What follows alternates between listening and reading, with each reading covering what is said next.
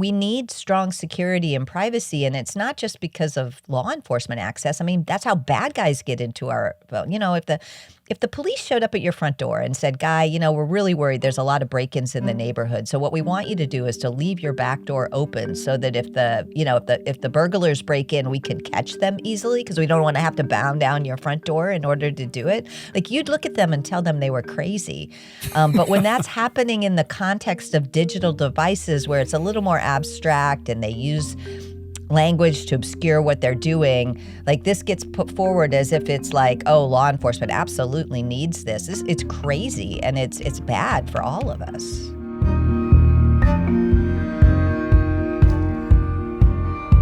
Good morning, everyone. It's Guy Kawasaki. This is the Remarkable People podcast. And, we're on this mission to make you remarkable. So we go all over the world looking for remarkable people. And we found one really close to us in San Francisco, California.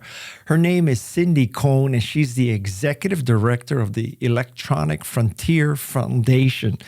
Wow. And in my humble opinion, that's probably the leading defender of civil liberties in the digital world.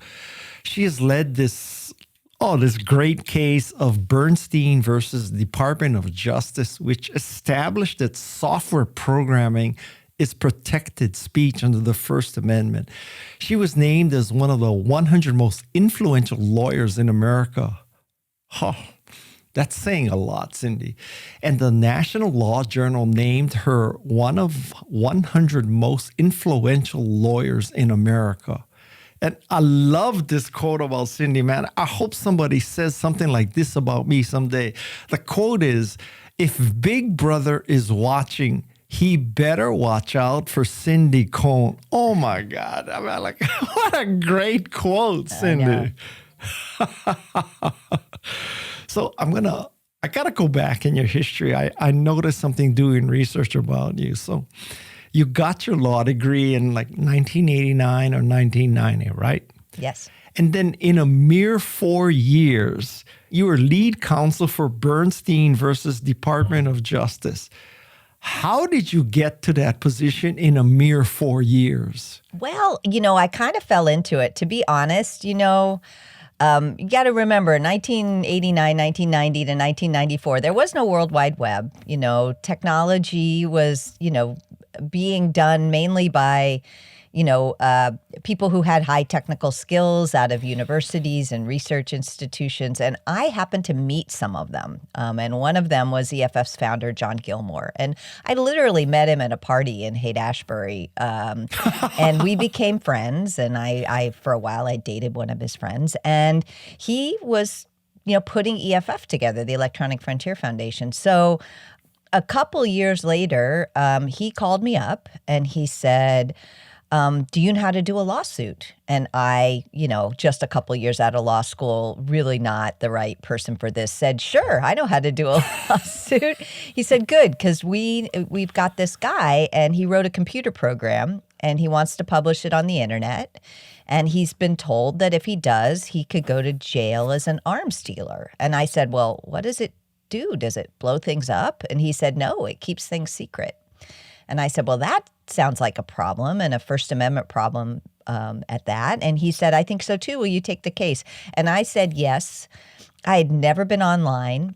I didn't really know very much about what these guys were doing. I mean, they were my friends, but and I wasn't even that, as as you pointed out, I'm kind of a baby lawyer, right? I'd never done a constitutional case that of that magnitude. But I got lucky, and between John and some of the other early internet people, and then very kind people like cryptographers and computer science professors, Hal Abelson at MIT and a bunch of others, they actually taught me enough about how the internet works, how coding works, and how cryptography works, that we were able to mount this challenge and do so successfully. But to me, I just was in the right place at the right time and had the the kind of the good fortune to think my friends would think I was cool if I did this lawsuit, and then the patience and support of a lot of people to be able to kind of sit at the, I always call it driving the big truck, right? To be able to sit in the driver's seat of this big truck that we drove through the government's cryptography regulations. So, Cindy, are you basically saying to me that in one of the most pivotal cases in intellectual property, you are kind of faking it until you make it? Totally. Absolutely. I mean, I had the good sense and the luck to have a lot of people around me who, and to be able to pull in people, by the time we got to, pretty deep, deep enough in the case, we had a guy named Bob Cordner-Veer join our case. He'd already argued a First Amendment case in the Supreme Court. And he saw what we were doing and came in and, was like, let me help ground you in this kind of long history of the Constitution. So, it's more like we were kind of this rolling tumbleweed that started with just me, but as we went along, we picked up people with expertise and support so that by the time, I was standing in front of the Ninth Circuit Court of Appeal arguing this case, I was standing on the shoulders of lots and lots of giants who had thrown in to help us. So, but yeah, the very start of it was quite literally, I thought my friend John would think I was cool if I said yes. Wow. Listen, I when I saw that 4 years after your law degree, you were leading this case, I did a search on ChatGPT and I asked for examples of lawyers who had huge cases early in their careers. Okay. Wow. And it came up with this list of Neil Katyal, Gloria Allred, Sherilyn Ifill, Preet Bharara, whatever. Yeah, very famous lawyer, very good lawyer. Yeah. And I looked at that list and you were faster than all of them. So I said, oh my God, Cindy is the Caitlin Clark of civil liberties. My God. As an Iowan, you could give me no higher compliment than comparing me to Caitlin Clark. Yeah, she's from my home state. So. And Cindy, I will confess to you that I checked to see if you were related to Roy Cohn to see if there was any nepotism involved, but there is not. No. Sadly, not sadly, I don't want to be related to him, but yeah, my family doesn't come from that. I was, that neither of my parents went to college, and I was lucky enough to get to go. I would not brag about being related to Roy Cohn. No, I do not want to be related to him, but I did not come from kind of highly educated, lawyered up family. So while we're on the subject of Bernstein versus Department of Justice, if the Department of Justice had prevailed, what would be different today? Well, I think that what would be different today is that we'd have even less security online than we do now. Now, we still have a lot to do. I don't claim that this is an ongoing fight, and the attacks on encryption keep coming. The UK is horrible right now. Australia passed a bad law, but we have Signal. We have HTTPS, right? The ability to go from your browser to a website without that information being in the clear, so you can access information without it being immediately tracked. We have, basic security, right? When you turn off your phone, it's encrypted. So if you lose your phone, you don't lose all your data or access to all your data. That's because Apple put encryption into the actual device so that your data is encrypted when you turn the device off. The same thing's true for most computers and phones now. Encryption is really baked into so many things we do, and it would I think it would be not baked into nearly as many. I think the government would have ultimately had to let us have some security online. But it wouldn't have been nearly as pervasive, and we wouldn't be able to continue to deploy it without government approval. And, governments, parts of governments are really understand the need for strong security. I would say NIST and some of the other parts of government. But when you get over on the law enforcement side, they're really, really hostile to it. And that fight, we've had an upper hand in that fight since the 90s because this wasn't a regulated, it got taken off the munitions list and it wasn't regulated. So we could go ahead and innovate first and not not have to go to the government on bended knee and beg for permission. And I think that's benefited all of us in terms of even having the security we have now online. Now, when you refer to the United Kingdom just now, is that the request they're making of Apple so that there's a backdoor to the encrypted iCloud files? Yes. So the government, I mean, it's hard because the UK has even more secrecy around these things than we have in the US. So we don't know exactly what's going on. What we know is that Apple offered something called, I think it's called ADP, Advanced Data Protection, or it might be APT. I might have that wrong. But basically, you could turn on a switch and have advanced protection, and that would mean that your iCloud backups were encrypted. Now, we think that should be the default and not a switch you have to turn on, but that's okay. At least they offered it, and that's really important for human rights defenders, for journalists, for people who find themselves targeted, but for espionage, as well as by governments. And we know that the UK government has demanded that anybody who provides you with a service or a device have access to the plain text of everything you do on your device. And this is the way they talk about it. They don't say we're going to ban encryption. They always say, oh, we love encryption. We're not banning it, but we're just going to make sure that the people who provide you with services and devices always have access to the plain text. And there's no way to read that as anything other than denying you encryption, right? Real encryption. And so we know that the UK government provided something to Apple. We think it's that they had to provide access to the plain text, and that Apple responded by or re-engineer the device so that they could always have access to the plain text. And we know that what Apple did in response is say, well, we're just not going to let anybody turn on this extra protection in the UK. Because I think they didn't want to have to downgrade it. It's pretty hard to downgrade it just for UK people. And of course, if they downgrade it for people in the UK, that's anybody who's talking to anybody in the UK. So that affects all of us, or most of us. So we think that's what's going on. We haven't seen the actual documents yet, but I think it's a safe bet that that's what's going on with Apple. And the thing that's, I really appreciate Apple because they've been pretty public about it, as public as they can be. We don't know what kind of orders have been issued to the other companies who have been very quiet, but I think it's highly unlikely that the UK government just picked Apple. They're not even the biggest operating system, right? The Android is bigger when you go global. So I suspect that something similar could be going on to Android and other devices that we're just not, it's not as visible to us. I don't know. It's all secret, but I think in time we're going to figure it out. And it's problematic. People should be rising up. Like we need strong security and privacy, and it's not just because of law enforcement access. I mean, that's how bad guys get into our, if the police showed up at your front door and said, Guy, we're really worried there's a lot of break-ins in the neighborhood. So what we want you to do is to leave your back door open so that if the burglars break in, we can catch them easily because we don't want to have to bound down your front door in order to do it. Like you'd look at them and tell them they were crazy.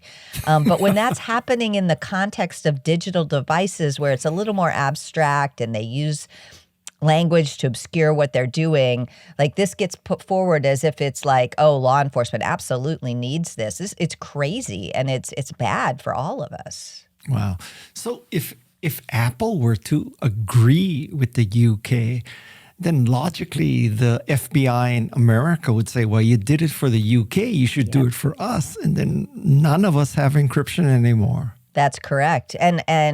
And even if you think, well, the UK, they're a Western democracy, they have rule of law and they have due process, it's not just the US that's going to be following. It's all the countries of the world, right? Like you're going to have Nigeria, which has a tremendous, problem with corruption in their government and attacking political opponents. You're going to have all of the countries in the world are going to say, well, you did it for the UK, you should do it for us. And I think it's terrible in the United States. It gets even scarier as you go around the world. Okay, so can we back up for a second? Sorry, I scared the pants off you, didn't I? No. I mean, it is a time to be scared. So we just back up a little bit, and could you explain for us what the EFF actually does? Yep. The Electronic Frontier Foundation is the oldest and the biggest online digital rights organization. We're based in San Francisco. We're now 125 people strong. And, essentially we work to make sure that when you go online, your rights go with you.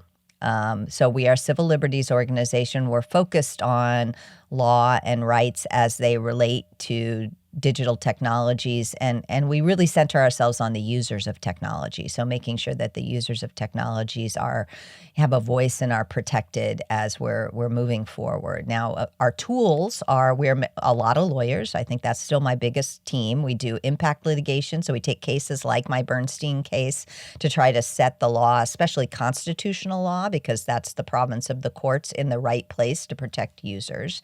But we also have an activism team, and we have a tech team. We call them the PIT crew, the public interest technology team. And we build some technologies. So we build a Firefox. We build a plugin for Firefox and Chrome called Privacy Badger that blocks tracking cookies, those cookies that follow you all around the web, and blocks other kinds of tracking. We build a thing called CertBot, which is part of the process for certificate authorities for making sure that when you go to visit a website, your traffic to that website is not trackable because it's encrypted. So we build technologies, we bring lawsuits, we do activism, all of these kind of towards this goal of trying to make sure that your rights are respected when you're using technologies. And how do you pay for all of this? We are member supported. EFF has, we get no government money. We get a little bit of foundation money. We get a little bit of corporate money, but not from the big guys. That often comes with too many strings about our advocacy. So companies that are a little smaller and that might be running a VPN service or a privacy service, we get some support from them. But mainly it's individuals. It's over half of our money comes from individuals, and a huge chunk of that come from people who are ordinary members who give us $60 or $100 or $1,000 and get T-shirts and hats and stuff. I think, EFF has been kind of a marker for people that they love tech, but they also love rights, that they're trying not to use tech to crunch on people. And, we have a pretty good membership inside the big tech companies, the Facebooks and the Googles and the Alphabets and other companies. Even inside the government, we have a lot of members, because I think it's a way for people to kind of show that they're trying to be in this for the right reasons, and that they really want to build and support tools that support people rather than oppress people. So we're member supported and always have been. So member supported is kind of like NPR, where you're a member of KQED or something like that. Correct. Okay. Only we have much cooler T-shirts, hats, and stickers. But yeah, it's a lot like that. I kind of joke sometimes at EFF, we work for tips, right? We're going to go out there and do what we're going to do. And if people think that what we're doing is important, and it's important to have kind of a foothold and a voice out there to counterbalance either the governmental voices or the corporate voices that might, be enshittifying your tools or not really on your side. We're one of those people who show up and try to fight for it. And I think the thing that makes us, there's a lot of digital rights groups now, and I really love, when I got into this, there was just us, and now there is a whole constellation of people doing really good work. I think what makes us different is that we do have this tech team. We're really grounded in how the tech actually works. We don't fly off and kind of pretend, or tell the scary stories about how, tech's going to eat your children or any of those things. We're really trying to stay very grounded in how things actually work. And we've developed a reputation in the courts and in Congress and in various administrations going all the way back to the 90s as the people who show up and will tell you the truth about how technology works and how it doesn't work. So this is a dumb question, and I know the answer already, but I gotta ask it just to make sure. So Sure. Theoretically, if Elon or Mark calls you up and says, we want to give you a $10 million donation, the answer is? It's probably no. It's probably no. And this has actually happened. Some of those people, not ones you've named, but some of those companies have offered us a lot of money. And, historically in the past, there was a time when we were kind of more aligned with them, especially the early days with Google. We were pretty aligned with them because they were trying to free things up, especially in some of the copyright fights that we've done and IP fights where they were really trying to give users access to information and stuff. But, those days are kind of gone. There is a different leadership and they're much bigger and they have a different viewpoint. So, but, right now, if one of those companies showed up and said, let us shower you with money, like I would take the call. But if there were any strings attached, if there was anything that made it look like it, and honestly, for some of them, I think at this point, I probably would just say no because there's no way it wouldn't be perceived that way. The answer is no. I really want our support to be who the people we are, who we're standing up for. And I'm not in this to stand up for Jeff Bezos. I'm not in this to stand up for Mark Zuckerberg. I'm in this to stand up for all the people who are, in some ways kind of feel like they're hostages to these people, right? And you can't really do both, right? You can't stand up for the people who are locking you in with a surveillance business model that tracks everything you do and ranks you, and the people who are being tracked. You kind of have to be on one side or the other at this point in time. I'm sad about that. Those companies used to side with their users a lot more, and one of the sad things that I've seen in the 35 years that the organization has been in existence is the sliding away from those kind of tech and user roots towards a more adversarial position towards their users. I would use a stronger verb than sliding away, but yeah, we agree there. Trying to be a little kind, but yeah, no, and I think it's problematic, right? Because I worry, it used to be people came to Silicon Valley because they had a cool idea that they really wanted to make happen. I know he was a difficult guy, but even Steve Jobs, like he was a problem solver, right? He was trying to solve interesting problems that would help people. And again, didn't know the man. I don't claim to know everything. Now it just seems like it's like, how do we exploit people's data to make as much money as possible? And that's a very different framing than what I lived through in the 90s and the 2000s. From the outside looking in, because I'm not inside the tech bro community, I think that all they care about is long-term capital gains and crypto. Yep. I mean, that's their top concerns. And it's about money for them and power for them. And it's not really about giving us anything better anymore. It's more about exploiting us so that they can maintain their positions. And it's so disheartening, right? Because again, I was in Silicon Valley in the 90s and the 2000s and I know there was another vision. I know that there was another thing that a lot of people were doing. And the good news is there are people doing that now. We're seeing with decentralization, with, Signal exists. It's strong. It's powerful. It's so powerful that, the people in the federal government use it when they shouldn't. It's just the rest of the internet is still there. It's just been completely overshadowed and underfunded because of the rise of these tech giants and their, capitalism, surveillance capitalism business model. But if you peel it back, you can still find people with those ideals and those visions. And if you look in Mastodon in the decentralization space, or if you look in all sorts of areas, Wikipedia is still here. It still exists. It's under threat right now. But like those places still exist. They're just all the air gets sucked out of the room by the tech giants. And some of what we try to do is to point out that, the internet isn't Facebook. There's a whole set of other things that aren't in the tech giants. And if we turn our attention towards them, there are people there who could use a little support and coding and lifting up to build a better version of our world. Of all these things that are going on right now, what scares you the most? I mean, I think it's hard to be alive in America right now and not be worried about authoritarianism. I think that's the scariest thing. The scariest thing is we've got, we're seeing the takeover of both our business side and our civil liberties side by, an idea that one guy gets to make all the rules for all of us, and that there's no questioning that this kind of king-like mentality. I think unless we fix that, we can't even get at most of the other problems, and we're seeing it in kind of rule by executive order. I mean, executive orders have always existed, but they weren't the law of the land, and they shouldn't be, right? We're supposed to have checks and balances and due process. And for me as a civil liberties lawyer, these are our tools, right? Like we need tools to go into court, or to have a Congress that's actually willing to pass a law that protects us, as opposed to just doing the bidding of one guy. I think until we get past the kind of rule of kings mentality, it's hard to deal with any of the other problems. And that to me is the scariest thing that's going on right now, is watching these institutions that we need in order to protect us kind of not step up to the moment and do it.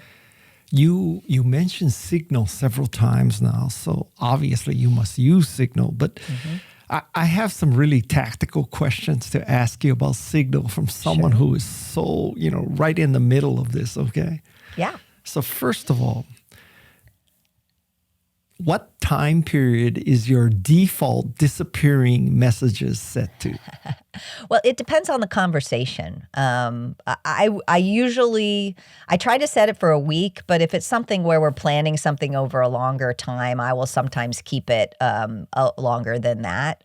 But I am, I have occasionally used Signal to kind of develop an expert witness in a case or something like that, and then I keep them longer because I want to be able to go back and make sure that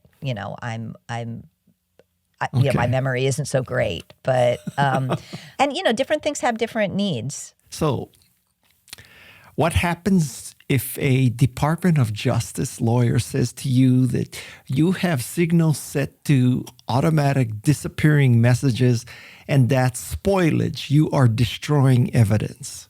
Well, it depends on the situation. So, if something isn't privileged and is evidence in a case, then you have to turn it off, right? Just like with anything else, if you've got auto deletion of your email or anything else. I mean, the law requires that if something is at issue in a case, then you can't get rid of it. But I don't think you should live your life as if you're always under an order from, under a privilege hold, a litigation hold, because I think that can end up being its own problem on its own side. So certainly if something is looking like it's going to be evidence in a case that's actually pending or threatened, then yes, you should put a litigation hold in place and you should not get rid of it. But I think that it's still better in the rest of your life, which shouldn't be all your life, to only keep things for as long as you need them and get rid of them. And this is our advice to companies too, right?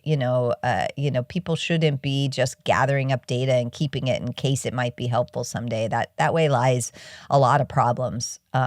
And it's better, I used to joke that EFF, that we had become an anti-logging society, right? That we not in terms of trees, but in terms of your logs, that you should really think hard about what you're logging and why, because it can end up being a vector. And as people who've been through litigation know, it's really, really expensive if you've kept everything all the time and you have to turn it over in litigation, whether it's even remotely useful or not, because sorting through what might be relevant to a litigation hold and what isn't is its own huge burden. So you may not be saving yourself money or hassle or time in the long run by defaulting to keeping everything. I don't want you to think I'm obsessed with the topic of spoilage, but I have one more spoilage Did question. something happen to you, Guy? What happened? So, if you set your default for every new chat to disappear after a week, can you not make a case that as a course of routine use of Signal, I make everything disappear? I didn't do it to destroy evidence in anticipation of litigation.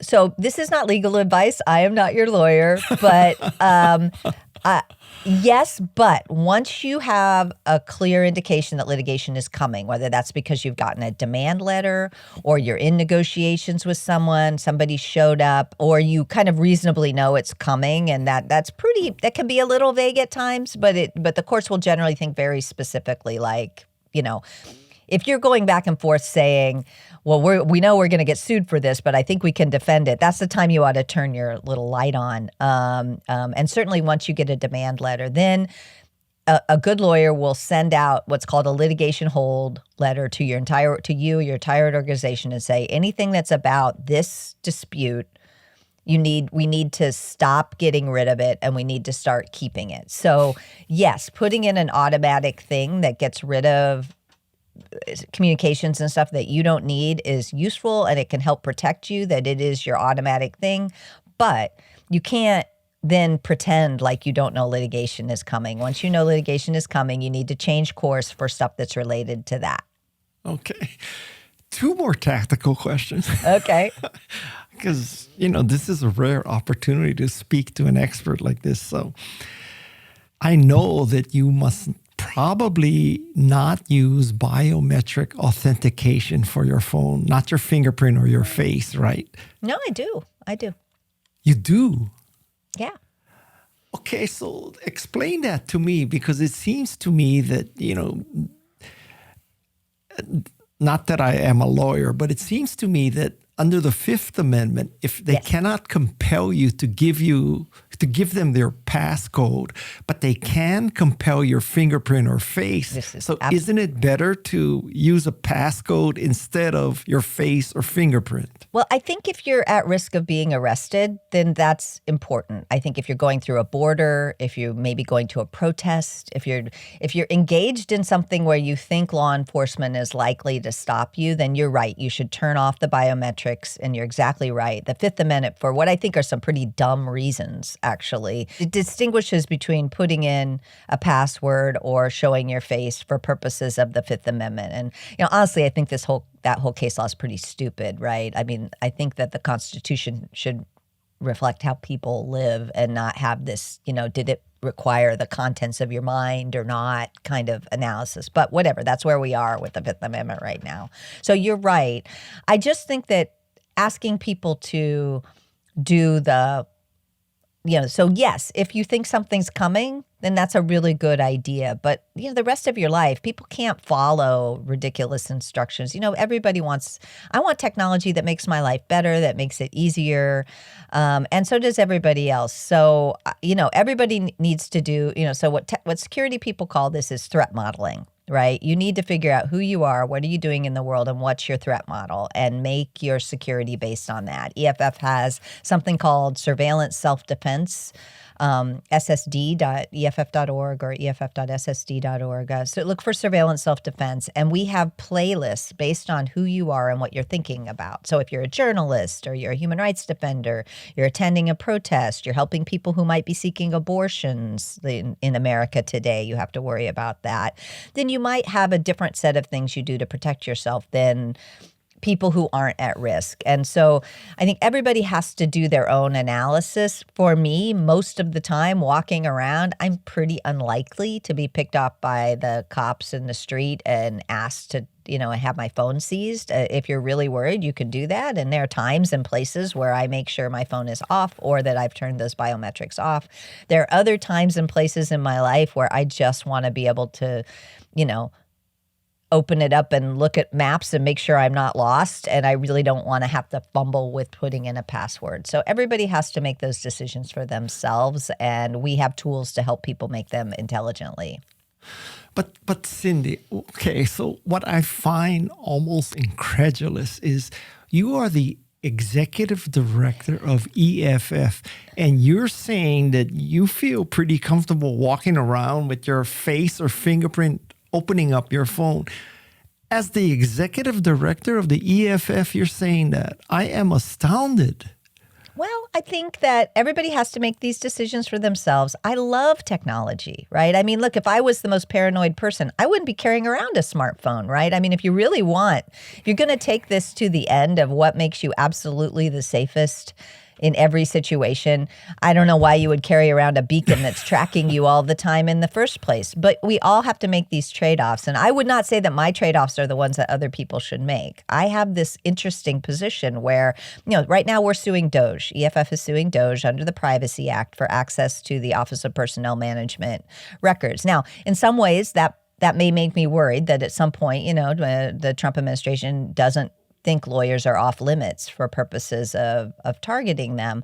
On the other hand, there's a federal judge who knows that I'm counsel in the case. It's not a good look for the government to be attacking, harassing, and tossing in jail the people who are suing over the Privacy Act in the thing. And I have always kind of felt that, and this is just my threat model, that being high profile and being somebody who's laboring in the courts to try to bring justice makes me probably not the first people they're going to go after if they go after. Now, things are changing fast in this country, and that might not be the right threat model today as it was 10 years ago or even 20 when we were doing the Bernstein case. And, believe me, the NSA and the national security people were not very psyched about us attacking cryptography. I did not for a minute think that they were going to come after me personally. That was a different time and it was off limits. And I think that it would have completely backfired on them in the courts. I still think it would backfire on them in the courts if they did this kind of direct attack. Now, other people should make their own evaluations. And again, I wouldn't say that this is my position everywhere all the time, but it is my position when I'm, walking out my front door and going, going to the grocery store or all the other things that I do. The other piece of this, and I think it's really important because you're asking me personal questions about my own decision making, about my own security, and I think that that's useful for people, but we have to fix these systems. This isn't a set of individual decisions that anyone should have to make. We need to have a comprehensive privacy law. We need to have strong encryption built into our tools so that we don't have to mess with settings or turn things off in order to have strong encryption. We need to have laws that protect our ability to have security and privacy and make it something that the government just can't do to do these kinds of things. So I think on the one hand, individual choices are really important. And on the other hand, sometimes in privacy specifically, people get caught up in their individual decisions as if it's their responsibility to make sure that they're as protected as possible. And I think that makes no more sense than, if you buy a car, you expect it to have brakes and that those brakes work. And nobody expects you to go out and search for, find, and install your own brakes. Otherwise, how can you dare, that you're in trouble if that for not picking the right brakes and using them in the right way if something happens to you and you run into another car because you don't have brakes. I think basic security and privacy is like brakes on a car, and all of our devices and tools and laws need to have them baked in to protect us rather than the responsibility being foisted on us to find all these tools, pick the right ones, and use them in the right way. That's broken. And a lot of what we do at EFF is try to give you individual advice about how to do what you're doing. But the vast majority of what we do is to try to set the laws and the policies and pressure the companies to make this not your responsibility anymore. Cindy, knock me over with a feather. I mean, if you want to use the brake analogy, yes, but a Porsche may brake from 60 to 0 in 125 feet, and a Ford 150 may take 250 feet. You need to know that not all brakes are created equal, right? And you still put on a seatbelt, right?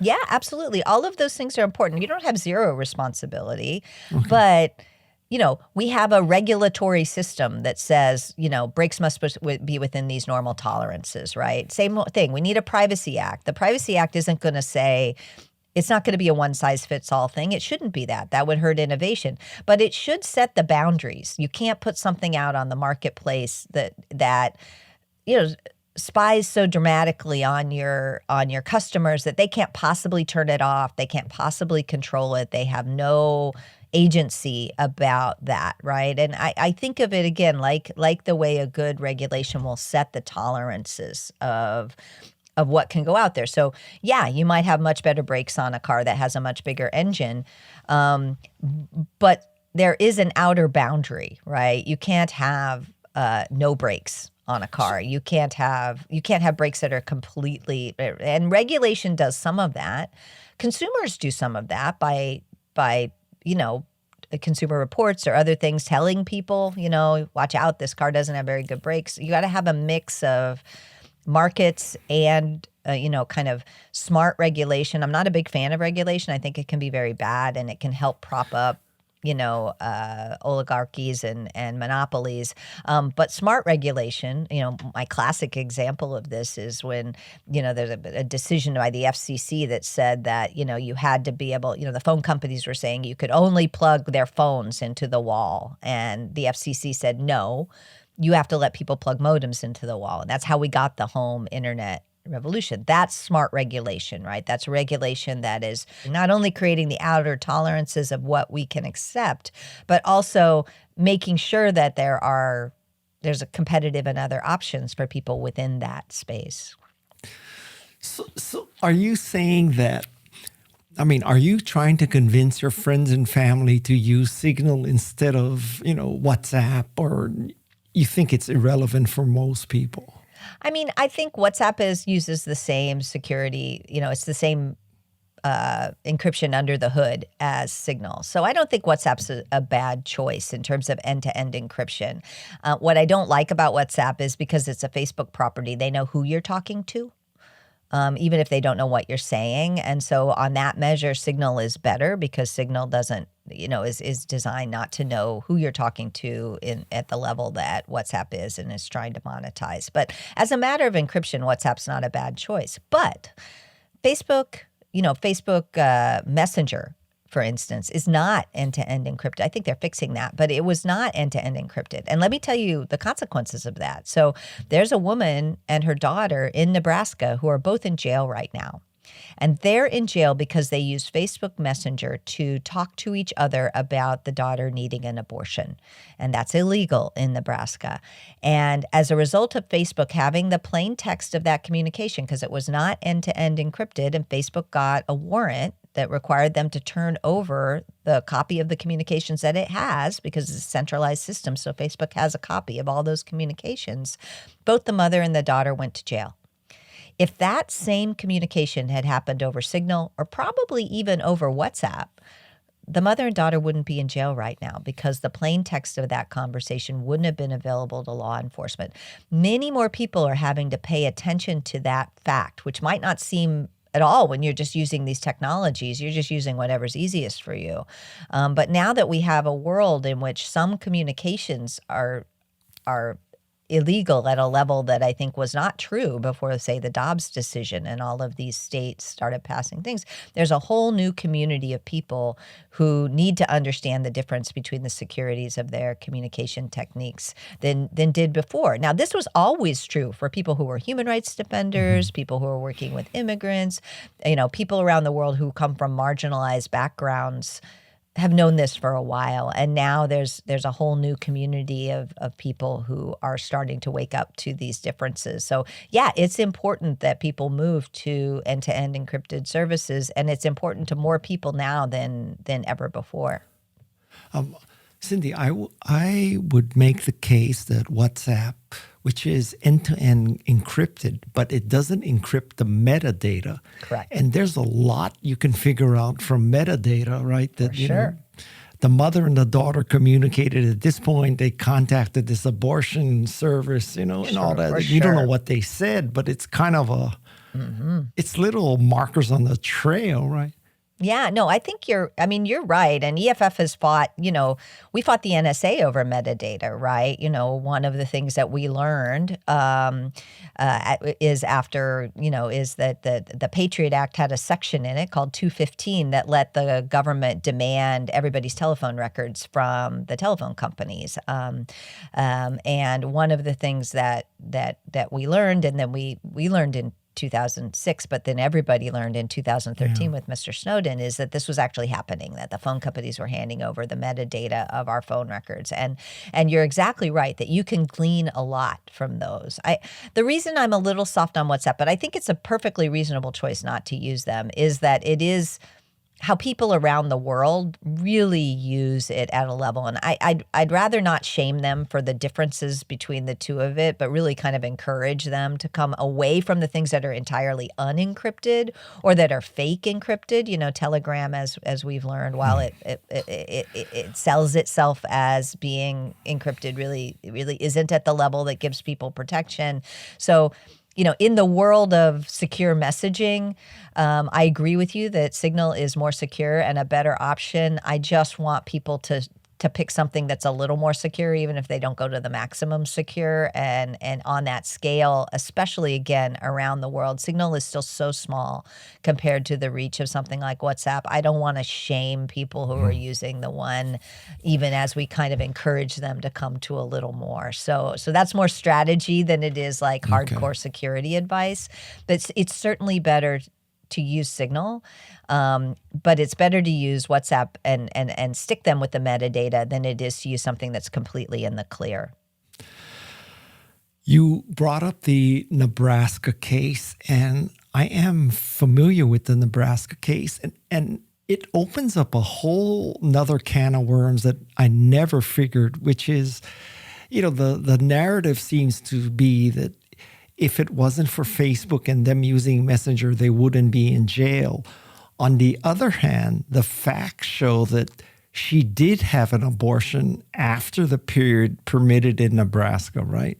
And they did try to burn the fetus and all that. So in a sense, they did do what they were charged with. So it's not like they were falsely imprisoned, or did I get this wrong? Well, it depends on your view of the law. I think that this is a law in Nebraska that most people think is tremendously unfair and wrong and disconnected from the reality of people in America and women in America. So I think that in a world in which every law is perfect and wonderful and should be celebrated and supported, you might be able to take the position that they broke the law, so therefore they got what they deserved, and how they got found is irrelevant. I don't think we live in that world. And, I think that when the law is unjust, making sure that people can still live their lives and have protection and have security is tremendously important. And we live in a world with a lot of laws that are not just right now, and a lot of things like executive orders and other sorts of things that are just ignoring the law, right? They're just snatching people off the street and sending them to El Salvador. Having some level of, this is one of the reasons that we need privacy and security, is because not all governments are just and not all laws are just. The other reasons we might need it is just basic human dignity and having the space to be able to live your life without being, tracked all the time. But I would maintain that, there's a lot of people in America who are very, very uncomfortable and unhappy with some of these laws. They were not passed in ways that I think people feel very good about. I think that giving people the ability to have the level of privacy and security they need to live their lives, and not making a world of perfect enforcement of every single law is how the law has generally been. And that's to stop things that I think shock the conscience. And I think it, in this particular instance, this was a mother and daughter who I believe were having conversation inside their own home. Traditionally, the Fourth Amendment would say that what happens inside your home is completely not available to law enforcement, right? That's why they need a probable cause warrant to come into your house. But because technology meant that this third-party company had the plain text of the communication, suddenly what happens inside the home between a mother and daughter is available to law enforcement. So you have to look at, how is technology changing everything, right? And this is a situation in which, the founders of America would never thought that the government would be able to prosecute you, even if you were violating the law, based on a mother-daughter conversation inside the home. And because of the way technology has happened here, that actually was able to occur. So, you have to balance all of these things. It's not just one thing that changes, and technology has made changes to the way that we communicate in ways that the Constitution needs to catch up. So it's obviously 2025, and now we have someone in charge of Homeland Security who cannot even define the writ of habeas corpus. So I'm asking you, like, if somebody says to you, or your family or friend says to you, "I'm not worried, I have nothing to hide," is the nothing to hide statement true these days, or does everybody have something to hide at this point? Well, I mean, I haven't done a demographic survey, but I would suggest that most people, even if they don't have something to hide, talk to somebody who does. So, do you have somebody in your life whose papers have expired, who've overstayed their visa? Do you have someone in your life who's a person of color, who's trans, who's LGBTQ, of any kind, not just trans?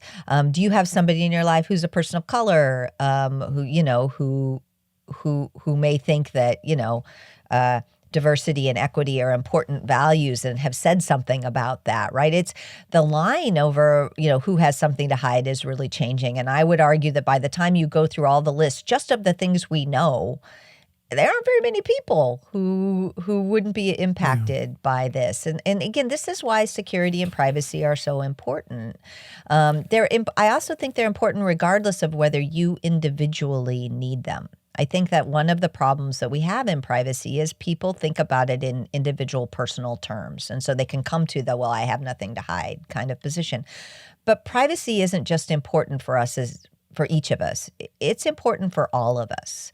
And that's an important distinction. Like, most people don't want to stand on a street corner and, shout out what they think ought to happen in this country. But I think all of us understand that the First Amendment protects us all, even if we don't want to speak.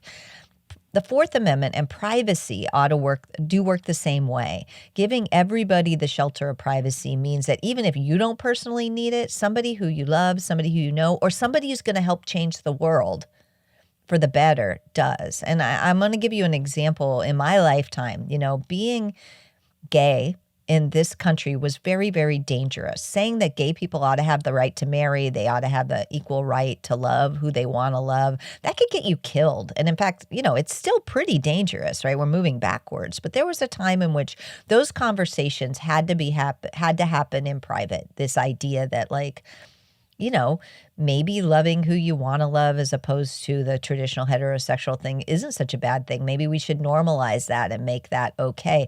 Like, that was a very dangerous conversation. Those conversations had to happen in private and in secret. And in my lifetime, those have gone from conversations that had to happen in private and secret to something where we've really changed the law. We've changed a lot of people's minds about it. We've changed attitudes. And that public part of the conversation couldn't have happened unless there was a private part of the conversation. And I think the same is true if you look at most social movements. If you look at the anti-slavery movement in the United States, like way back, if you look at some of the anti-immigration sentiments in this country, where we had the Chinese Exclusion Act and other kinds of things, and we shifted into a world where we thought differently about differences in America.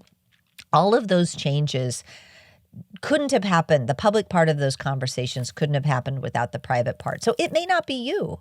It may not even be the people you love, but it may be the people who are going to help us make change for the better. And I think we need to stand up for the rights of all of us, because this is what a human right is. This is what a human value is. It's not something that's just dependent on you and your everyday life, although I think most of us have an increasing need in our everyday life for privacy and security. But these are values that we should stand up for, even if it's not right now visible individually to us that we need them, because this is how society self-governs. This is how we make changes. This is how we have the space to, decide that we don't like the guy who's the president right now and we want to vote for someone else. Well, increasingly in this country, those conversations can be pretty dangerous for people to start talking. We're not all the way to the kind of repression of, of other systems where they put the opposition candidate and anybody who's friends with them in jail. But, you can see that on our horizon right now. We need to stand up for privacy and security, even if we don't need it right now, because we may need it pretty soon. One of the big activities of the EFF right now is involved with the Take It Down Act. Mm-hmm. And I would like if you would please explain, what is that act supposed to do? Yeah, we spend a lot of time with this particular problem where there's a harm online that people agree is a harm. In the instance of the Take It Down Act, it's non-consensual sexual images. So, your ex posts your your sex tape online, or other kinds of situations in which sexual imagery of people is posted online without their consent. It's a real problem. So people will take a real problem and then they'll propose a legal solution that is not good. So the Take It Down Act says that if somebody tells you that you as a platform or a host of a site that you have to take something down, you have to take it down immediately or you're liable. And it is not limited to non-consensual sexual imagery, even if we could agree what the definition of that is, and that can get a little fuzzy. It just means that people have to take it down if they get a complaint. And the worry is that those complaints get weaponized. President Trump, in his big speech that he gave in January or early February, said he can't wait to use this law, that we should pass it, and he can't wait to use it. I don't think that what President Trump is worried about is non-consensual sexual imagery, right? I don't think that's what he meant, right? But there's a classic example of how a law that is passed for one narrow purpose can be used to create a censorship regime for far broader speech than just that. So this is why we really oppose it. This law, I don't think is going to help for non-consensual sexual imagery. The problem for most of that imagery isn't that the platforms don't take it down. They take it down pretty fast all the time. It's that they can't keep up because there's so much of it. So it's not even responsive to the problem, because I don't think the problem is that platforms don't care about this. I mean, some might, and that's important, but we didn't need a federal law for that piece of the problem. But instead, it opens it up so that there can be a censorship machine from anybody with power to take down anything they don't like, or at least a wide range of what they don't like. And again, when you got the president of the United States saying he can't wait to use this power, it ought to be a pretty good sign that maybe this law is doing something different than the people who proposed it do. And to the point where at the very end of it, some of the people who originally proposed the law flipped and said, this is a bad idea. This isn't the right thing. This isn't, we had been opposed to it all along because we worried that it could be misused. But by the end, some of the very people who started proposing it, a couple of law professors who are big fans of this and who proposed it, issued blog posts saying, don't support this. This is not what we meant. And this is a bad thing. Nonetheless, it passed and it got signed into law. It's about a year or two before it really gets implemented. So we won't see right away, but we're going to start to see weaponized takedowns at a level that I think we haven't seen before, because this law facilitates it and it creates the incentives for the companies to take things down if they get a complaint. And again, I don't think that those complaints are going to be about non-consensual sexual imagery. They're going to be about people saying things they don't like. Cindy, I don't know if you realize this, but I think you just said one of the funniest things I've heard in 5 years of podcasting, which is, I don't think Trump is concerned about consensual images. I would say that if that was said at the White House Correspondents' Dinner, it would be, in the words of Barack Obama, a mic drop moment. But anyway, I'm still recovering from that. And, when you see something like that in a bill and the possible perversions of how the bill is used, is that something that Mike Johnson snuck in and with that intent, or is this unintended consequence? Am I being paranoid? They're putting shit like that in purposely, or it's unintended?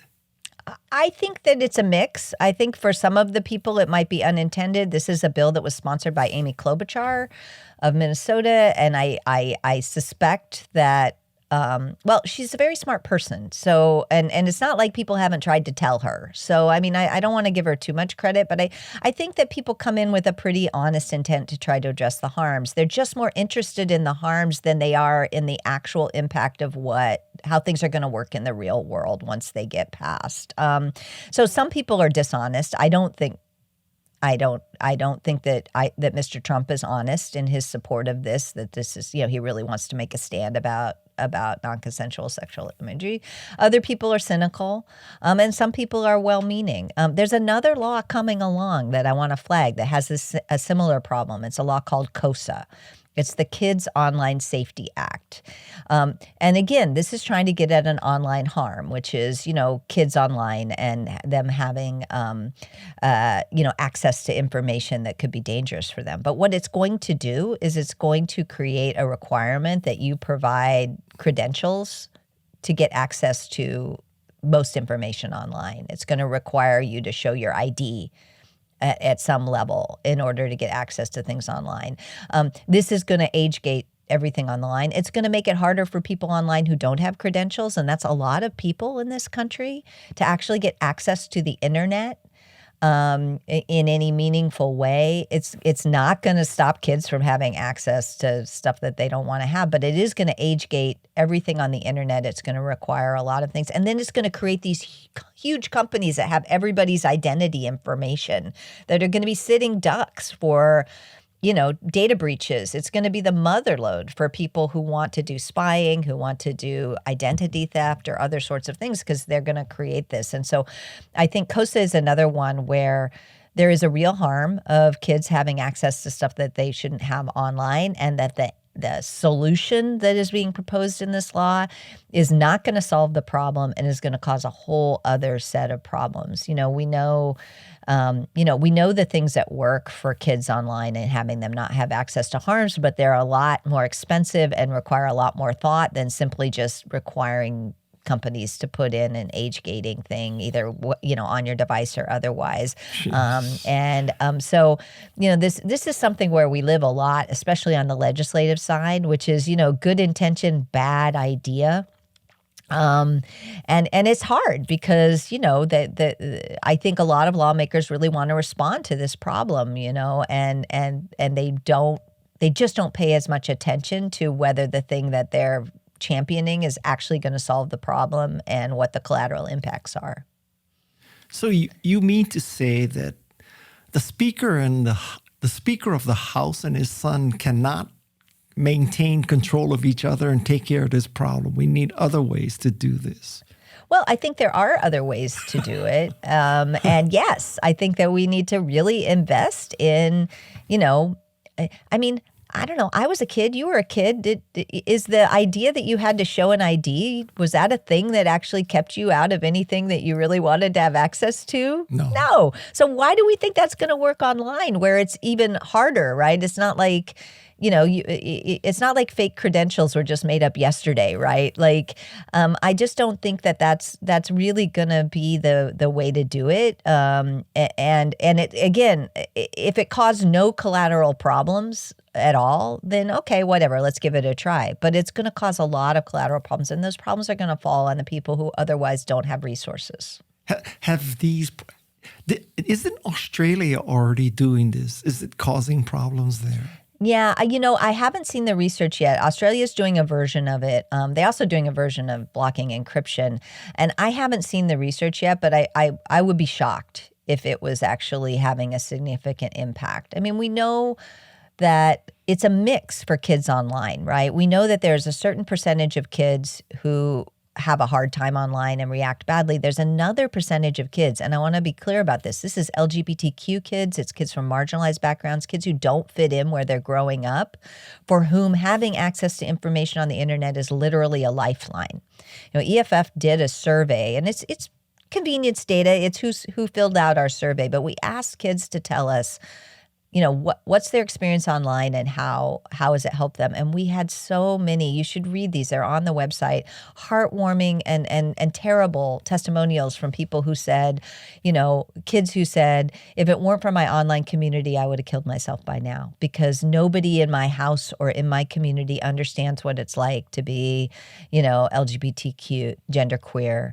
And it's the online world that saved my life. And there are a lot of those kids. And I think that people who are thinking only about one kind of harm and legislating based upon one kind of harm that definitely impacts a segment of kids online, especially kind of a certain segment of young girls online, but only legislating based on that and not seeing the other people that they're going to harm with it, which includes a lot of genderqueer kids and other kids who don't fit in, whether that's religiously or otherwise in the place that they grow up.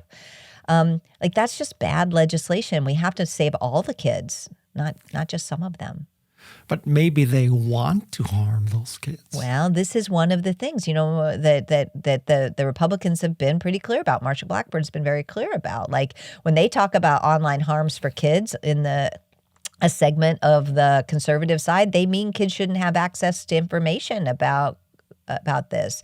They're talking about their view of harms is if kids have access to information that isn't, kind of the very narrow Christian infused version of things, that's the harm. The harm is getting access to DEI information or other kinds of information like that. And so when we talk about online harms, if we don't specify which harms we're talking about people who really just want to censor what other people's children can see. And I think it's very vulnerable to that again, Marsha Blackburn, who is, or the Heritage Foundation have both said that that's what they want to pass COSA to do. And for the Democrats and the other people who are really focused on this one area of online harms, that I think we could all agree are not great. To empower those people as well, like it's wrong and it's scary. I have to ask you tactical questions because, who better to ask tactical questions than you? So this is a very tactical thread we're going to go into now. Okay. Which is, let's say that you are a U.S. citizen, born and bred, you have no criminal record. You return to the United States from overseas and Border Patrol asks for your phone. Do you give it? Is it your regular phone, or do you take another phone overseas because you knew this might happen? Is it locked? Do you unlock it for them? Or do you hand it to them and you say, have at it, boys, try to decrypt this phone? What's your attitude at the border? Well, sadly, our border is largely a constitutional rights-free zone. EFF did a case a few years ago where we tried to get the Fourth Amendment to apply to the border, and we were not successful. We're not done. We're going to keep trying, but you're pointing out something really true, which is you have many fewer rights to protect your phone at the border than you do otherwise. You still have to do some threat modeling and figure out your situation. If you're an American citizen and you're coming back into the country, they can detain you for a while, but they can't kick you out. You have a right to come back. But they can make you sit in detention for, 4 or 5 hours while they try to open your phone if you don't open it for them. And you have to decide for yourself, is that something I want to do? That can be very uncomfortable. Other people are like, sure, like that's fine. But I think, do you have another plane to catch? You're going to miss another, you're going to miss your connection. What is your life like? You're trying to make it to your daughter's wedding. Even as an American citizen, you still have to think about your threat model as you're coming into the country, and that should inform what you decide to do. I do recommend that if you've got stuff on your phone or accessible through your phone that you really do need to keep private, think about taking a second phone. Think about getting a burner phone that you use for that, or a device like a empty Chromebook, so that when you get overseas, you can use a lot of your services that are cloud based, so you can log back in. You don't need all that information on the computer you carry. And same for coming back into the country, wipe this stuff off of it and then just sign back on again once you get back safely home. And the cloud computing revolution has made that a lot more accessible to a lot more people than it used to be. The other thing I recommend is if you are going to carry your own device through the border, turn it off. Turn it off, because all the devices require, when you turn it back on again, that you put in a password, that you turn off the biometrics, that you put in a password to open it up again, and it's encrypted at the time. So if they happen to snag it, they have them, they can break into most phones, but it takes a lot more effort and a lot more money And so you put them in a position where they have to decide how much work they want to put into entering into your phone. And, I sometimes say, make them fish with a line and a pole. Don't let them drift net fish through everything. And I think for a lot of people, unless you're really the target, that will mean that it's not worth it to them. They'll troll through what's easy, and then but they're not going to deploy the thing that they have to buy from in order to actually collect information from your phone. Again, it depends on what kind of target you think you are and how important it is. But I always maintain you should make it a little harder on them. Make them have to go through every step, even if at the end they might be able to have access. Make them go through every step, because a lot of people just wash out of the process through then. And I think that's important to put them through it. But what about the logic that if you refuse to unlock your phone, that's an admission that there's something you're hiding? I don't think it is an admission. I mean, at the end of the day, they got to convince a jury of that. And I think that, or a judge. And, I think as long as enough of us do it, and it's not just the guilty, then we need to combat that. Like, privacy is a human right. It's your right. It's your right not to have the law enforcement go rifling through your stuff unless they've demonstrated that you've done something wrong. What lawyers call a probable cause finding in front of a judge, right? That's why we have the Fourth Amendment the way we have it, which is they have to go to a judge. They have to say there's probable cause that you've violated the law, and then the judge has to agree with them. That's what a warrant is. If they haven't done all those steps, then it's your right to say, no, I'm not going to voluntarily let you, do this. That's why, I have a doormat that one of my interns gave me a long time ago that says, come back with a warrant, right? Like these are, and EFF has them actually, stickers for your phone. That due process protection is important. And if you just decide, that you don't want that protection anymore, of course that's your right, but that doesn't mean that you're doing something wrong if you avail yourselves of the protection of the law. And I think we all need to stand up for that. This idea that by not letting police just blow past all the protections that people fought and died for us to have is somehow, like standing up for our rights as a citizen in order to do what we've done. To me, that's a patriotic thing to do. That's why we did a war against a king, to have our own country, was so that we could set our own rules and when we could have a government that abided by them. So holding the government by the rules, to me, is the more patriotic thing to do, not less.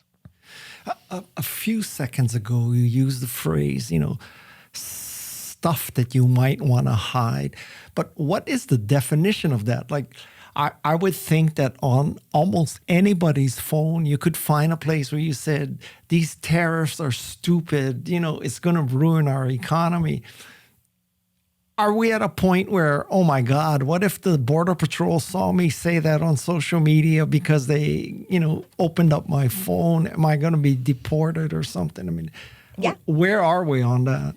Well, I think it's getting more and more scary. And, the Trump administration is trying to require people who want to come to the United States and get visas to open up their social media, to turn everything to public that used to be private. I mean, it's horrible, and we need to fight this proposal as best we can. I don't think it's constitutional, but yeah, one of the things about the time we're living in, which is really, really scary, is that the needle is moving so fast and so unpredictably that I think, when you ask me, what if I have nothing to hide? I don't think anybody can feel safe right now that their presumption of what that means for them personally, much less for all the people they talk to. Remember, what's on your phone isn't just what you say. It's what other people say to you that you have. So, even if you might not implicate yourself, you might implicate your friends who, kind of got pissed off and wrote a text about, being angry about something that now law enforcement is looking at to try to decide whether they, get to stay in the country or whether they get detained.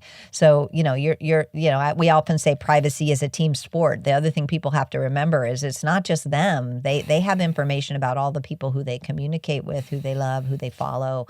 And so I do think it's a time where that story ought to be going away pretty fast. Everybody, has reason to want to avail themselves of their constitutional rights to privacy, to avail themselves of due process. Even if you can't think of what you have that might be at risk, that story is changing so fast that I don't think anybody can give you an accurate, up-to-date risk profile for yourself, and you ought to take that into consideration. Okay. What does it mean if you are threatened, you or Wikipedia or NPR is threatened with the loss of a not-for-profit status? What would it mean to you if you lost that? Oh, it would be terrible. I mean, again, EFF gets support from individuals, and many of those individuals get a tax deduction for supporting us. Now, lots of people don't, and I think that there is a community of support that ought not be dependent on nonprofits, and we ought to think about that a little hard. But we've built up this system for civil society, for nonprofits like NPR and otherwise, that is really based on the idea that there is a tax-protected status for our donations, that if that goes away, people are going to have to get funding in a way that isn't tax protected. And that's okay for individual donations. As again, I mean, there are wealthy individuals who itemize for whom this is an important thing, and that's a big source of funding. But there's a lot of poor people who support charities even if they don't get a tax deduction. So we need to think about that. But when it comes to foundations and other kinds of money, many of those foundations can only give to organizations that have C3 status. So if the MacArthur Foundation or the Ford Foundation or even the foundations on the right wanted to give money that wasn't tax-free, they can't. They have to change their whole charters and ways of being in order to do that. So it's a huge drain of money and support from these organizations that do everything from, soup kitchens and, being the core to religious organizations. They're all C3. Those kinds of things, as well as people like me who do civil liberties and civil society protections, to people like NPR and other things who provide us information. It's a huge blow and a huge risk to this entire sector. Because we built up a system that is all interlocking and is all based on the idea that, the IRS C3 protection means that something is in the nonprofit side. So how do you think this all plays out? So, there's like some possibilities, like we all wake up, there's a midterm slaughter, we all go, phew, we duck that bullet. That's one possibility. Another possibility is Margaret Atwood, come to find out, wasn't a novelist. She was a historian. She got it all right. So another possibility is we have this performative democracy with a constitution and separation of powers and balance of power, but none of that is really true. What's your prediction for what's going to happen? I'm so bad at predicting. I'm really not good at it. We're going to work really hard to make sure that we end up in a position where we're still a self-governing, constitutionally protected society. We're going to pull all the levers we can. I would say, look, I was a person who told, the founders of Wired magazine that the country didn't need another tech magazine, right? Like, I am so bad at predicting the future. But I can say that we won't get to a better future unless people lean in and try. We're not going to be able to just sit back and have this magically fix itself. We didn't get into this problem overnight. I don't think we're going to get out of it overnight. And we need people to vote, to lean in, to support the organizations that are working to do this. Of course, EFF is one of them, but we're not the only one. Whatever speaks to your heart.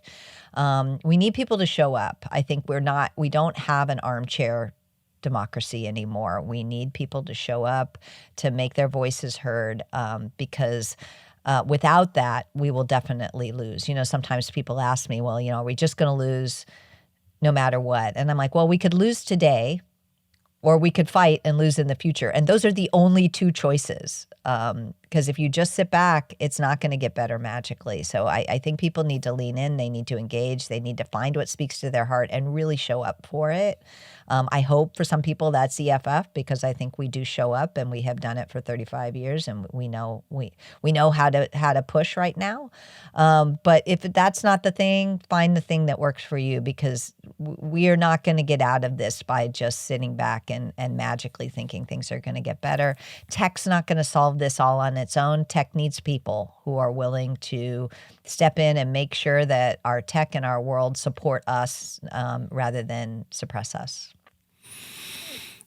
Cindy, so listen, I want to thank you. I want to thank you in two senses. The first sense is, of course, for the simple act of coming on my podcast because, it's been a very remarkable podcast. But even bigger, I want to thank you and the EFF for the work that you're doing to preserve democracy. I mean, the work you're doing is so important. And as soon as I hang up, I'm going to send you money. Thank you so much. Oh, Guy, that's wonderful. Thank you very much, Cindy. And just let me thank the Remarkable People team. That would, of course, be Madison Neismer, who is our producer. Jeff C. is our co-producer. And we have a sound design engineer named Shannon Hernandez and a researcher named Tessa Neismer. So, Cindy, that's all the people on the Remarkable People team, and we're trying to make this a remarkable, long-lasting democracy.